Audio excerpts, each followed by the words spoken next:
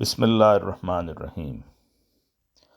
حاصل مطالعہ یا اسفا علی لقائہ، مضمون انجینئر محمود مجیب اصغر، بھیروی، سویڈن۔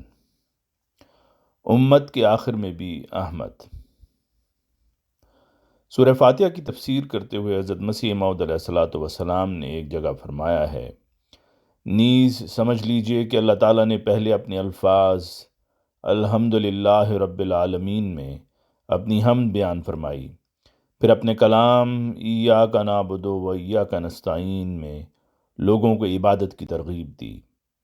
پس اس میں اس بات کی طرف اشارہ ہے کہ در حقیقت عبادت گزار وہی ہے جو خدا تعالیٰ کی حمد اس طور پر کرے جو حمد کے کرنے کا حق ہے۔ پس اس دعا اور درخواست کا حاصل یہ ہے کہ اللہ تعالیٰ اس شخص کو احمد بنا دیتا ہے جو اس کی عبادت میں لگا رہے۔ اس بنا پر ضروری تھا کہ اس امت کے آخر میں بھی کوئی احمد ظاہر ہو، اس پہلے احمد کے نقش قدم پر جو سرور کائنات حضرت محمد صلی اللہ علیہ وسلم ہیں، تا معلوم ہو جائے کہ دعاؤں کو قبول فرمانے والی بارگاہ سے اس دعائے فاتحہ کو قبولیت کا شرف حاصل ہے، اور تاکہ اس احمد کا ظہور قبولیت دعا کے لیے بطور نشانات کے ہو۔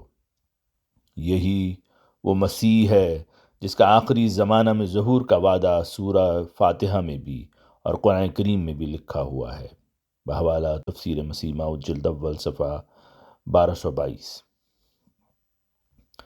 حضرت سید احمد سرہندی علیہ رحمت کا تذکرہ۔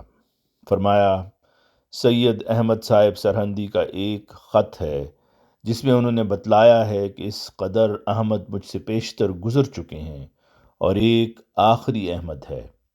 پھر آپ نے اس کی ملاقات کی خواہش ظاہر کی ہے اور خود اس کے زمانہ سے پیشتر ہونے پر افسوس کیا ہے اور لکھا ہے یا اسفا علی لقائہ، بحوالہ ملفوظات جلد 3 صفحہ 565۔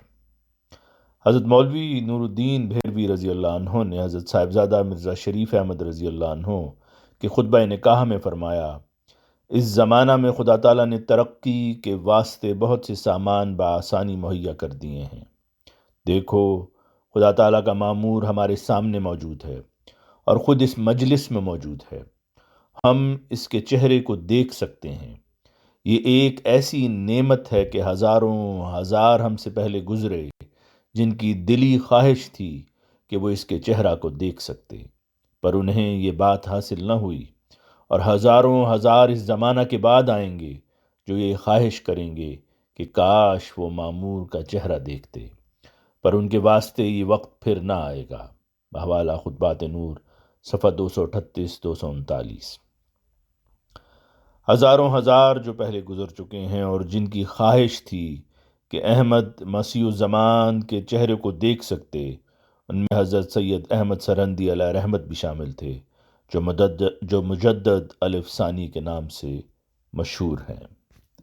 آواز مرزا عمران احسن۔